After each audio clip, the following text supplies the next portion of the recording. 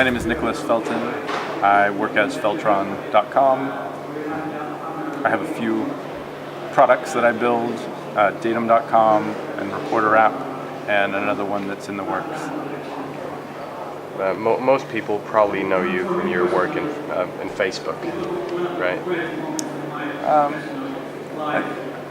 I think my work at Facebook probably raised my profile a little bit. Okay.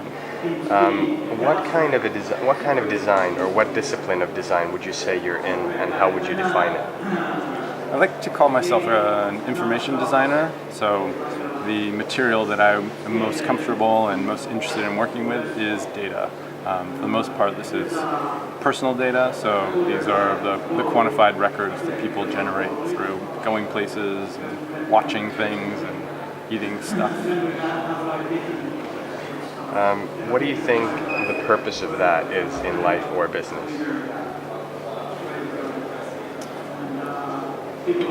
I believe that this reductive look at your activities as numbers really creates a malleable new material that's easy to work with, make associations, allows you to zoom up and zoom down into the events themselves, or to look at the broader trends and patterns of people's lives. So for that reason, I think it's really important, and unlike other design materials like words or images that tend to be the traditional elements of graphic design. How has the digital revolution changed your discipline?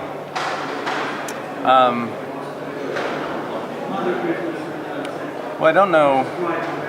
I think the digital revolution started probably before I began designing. I certainly think like the mobile revolution or the sensor age that we're entering is changing the kind of work that I do.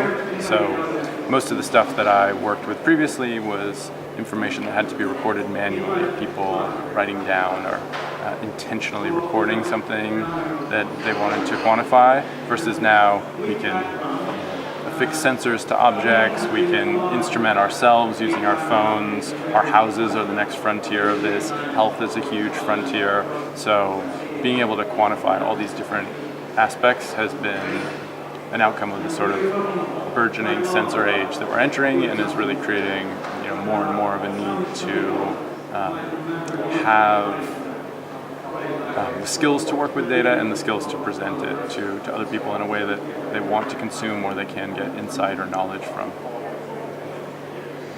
Do you consider yourself a digitalist? I don't consider myself a digitalist.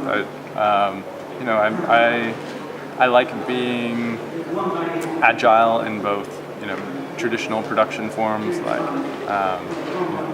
using letterpress, or I think I'm using silkscreen in the next annual report, so being like very print-centric, versus also making tools that work on phones or on the web. And I think that they're both mature technologies. Like nothing digital is going to last longer than a printed book, but nothing can change as fast as a website. So you have to pick and choose your mediums for the effects that you want to have. If you could change one thing relating to your discipline, what would it be? I do wish it was easier to make digital products. I think the amount of complexity involved in a lot of the technologies I work with is pretty overwhelming. It's probably it's a barrier to entry for me and for others, having to rely on large tech teams. And for a while it felt like open source software was making things easier, but now we sort of flowed back to like things aren't websites anymore, they're native apps, and the complexity there is really, really daunting. What do you think re-inspired the quantified self movement? Well, I think personal optimization has been something that people have pursued, probably prior to Benjamin Franklin and all the way up to now. It just happens that things like mobile phones, being able to instrument different aspects of your life, make it so much easier to create ways of measuring your small changes in your behavior or how well you're meeting goals. And I think that has really broadened the appeal of it. How do you see the relationship between data and humanity?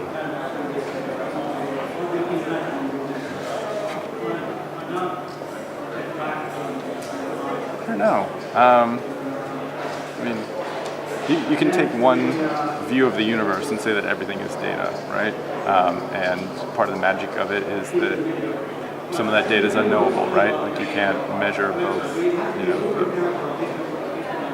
you can't know everything about all the atoms in the world, right? So it is quantifiable, but it's unknowable. And I think, there may be something to that in the relationship between data and humanity. Like everything is quantifiable, but not everything is knowable. What inspired you originally to pick up information design? Well, I started some of my experiments in data just coming from a storytelling perspective. So as a designer, I wanted to work with stories that were my own, that I had ownership over. And I started seeing things around me like Last.fm that was tabulating all the music I listened to. And I saw here this really robust view of one domain of my life. So I was hoping that I could speak to different aspects of my behavior with the same fidelity that I could talk about music. And that led me to do some of the hard legwork to investigate and explore like the places I go or the people I see that a website couldn't provide me. And all that was with the intention of creating this sort of travelogue of my year, like what were the things that happened, and data happened to be both a shorthand for collecting it and for expressing those stories. Okay. So data serves your purposes to better yourself as a person. Data serves me as a storytelling medium. It also is this new frontier that I really enjoy being a part of. There isn't a massive centuries-long history of working in this process. So I like being able to define the rules, break the rules, be at the frontier of something that I think is really interesting and exciting. Thank you. Sure.